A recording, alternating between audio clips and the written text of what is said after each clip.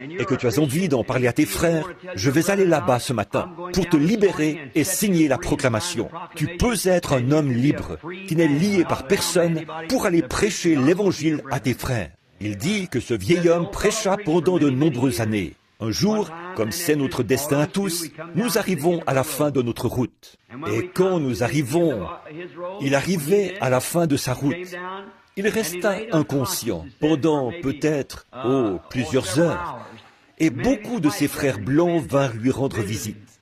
Il se trouva qu'un groupe était dans le bâtiment lorsqu'il se réveilla et revint à lui.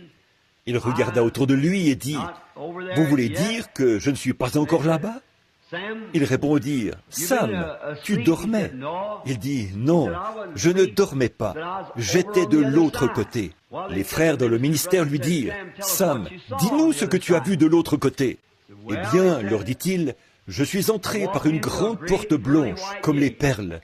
Et lorsque je suis entré là-bas, j'ai vu le trône, et je l'ai vu.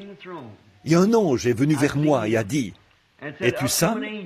Il répondit, « Oui, c'est moi. » Il dit, « Sam, voici une robe et une couronne. Tu as gagné ceci, Sam, par les grandes œuvres que tu as accomplies sur la terre. » Il répondit, « Ne me parle pas d'une robe et d'une couronne comme récompense. » Il dit, « Qu'aimerais-tu comme récompense ?» Il répondit, « Laisse-moi simplement le regarder pendant 1000 ans. » Je crois que nous ressentons tous cela, n'est-ce pas? Je ne veux ni robe, ni couronne, ni palais. J'aimerais seulement le regarder. J'aimerais seulement le regarder et simplement, vous savez, ne voudriez-vous pas juste... J'aimerais te tenir la main pendant que je le fais, Fresneville. Nous pourrions le faire ensemble et dire, pense à cela, Fresneville. Dans quelles conditions nous sommes restés au tabernacle, par la chaleur et le froid et tout le reste. Mais regarde ici, qui nous regardons? Le Fils du Dieu vivant. Ne serait-ce pas merveilleux de regarder et de voir sa physionomie? 2 fois dans ma vie, 3 fois, je l'ai vu dans une vision. Il avait la même apparence chaque fois, mais il n'y a pas un seul artiste au monde qui saurait peindre son portrait. Ils peindront peut-être quelque chose qui lui ressemble, mais il m'est apparu comme un homme qui pourrait, rien qu'en parlant, provoquer la fin du monde. Et pourtant, si doux et aimable.